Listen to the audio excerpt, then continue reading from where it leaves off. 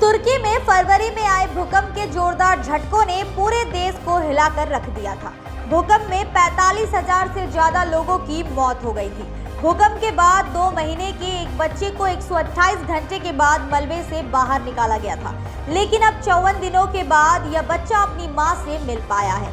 मां और बेटे का यह मिलन देखकर सभी भावुक हो गए हैं। आपको याद तो होगा ही, फरवरी में तुर्की में एक जोरदार भूकंप आया था। ये भूकंप 7.8 की तीव्रता वाला था और इतना जोरदार था कि हजारों लोग इसमें मारे गए थे। हफ्तों तक मलबों से लाशें निकलती रही थी। इसी मलबे से एक बच्चे को भी जिंदा बाहर निकाला गया था, जो उस समय महज 2 महीने का था। हैरानी वाली बात यह थी कि यह बच्चा 128 घंटे तक मलबे में दबा रहा।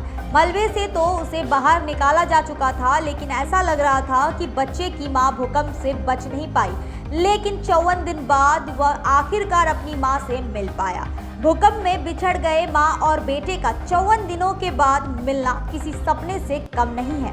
यूक्रेन के गृह मंत्रालय में काम करने वाले एंटन गेराश्चेंको ने इस भावुक कर देने वाली खबर को सार्वजनिक किया। तुर्की की एक वेबसाइट के मुताबिक इस बच्चे की मां का एक अलग अस्पताल में इलाज चल रहा था, लेकिन डीएनए जांच के बाद 54 दिन बाद मां बेटे का यह मिलन संभव हो सका। उन्होंने ट्वीट कर बताया कि आपको शायद उस बच्चे की तस्वीर याद होगी जिसने तुर्की में भूकंप आने के बाद 128 घंटे भूकंप में बिताए थे। शुरुआत में खबर थी कि बच्चे की मां की भूकंप में मौत हो गई थी, लेकिन बाद में पता चला कि मां जिंदा है। उनका एक अलग अस्पताल में इलाज चल रहा था।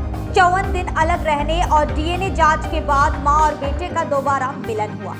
तुर्की के इस मां बेटे के 54 दिन बाद एक दूसरे से मिलने की खबर के सोशल मीडिया पर वायरल होने के बाद इंटरनेट यूजर उत्साह में हैं और अपनी प्रतिक्रियाएं दे रहे हैं। एक इंटरनेट यूजर कहते हैं कि यह बहुत अच्छी खबर है, इससे कुदरत पर विश्वास और बढ़ गया है। एक यूजर कहते हैं कि बेहतरीन खबर है, मुझे बहुत खुशी हो रही है कि माँ और बेटे उस भयावह भूकंप से बच पाए और आखिरकार अब एक दूसरे के साथ है। इस खबर को शेयर करने के लिए शुक्रिया। तुर्की के परिवार और सामाजिक मामलों के मंत्री डेरिया यानिक ने भी माँ और बेटे के मिलन का यह भावुक वीडियो अपने ट्विटर अकाउंट पर शेयर किया। उन्होंने वीडियो शेयर करते हुए कहा कि 54 दिनों की दूरी अब खत्म हो गई है।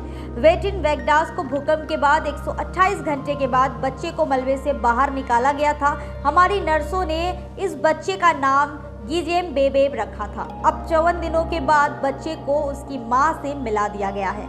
वेटिन अब हमारा बच्चा भी है। मंत्रालय के तौर पर हम हमेशा उसके साथ रहेंगे।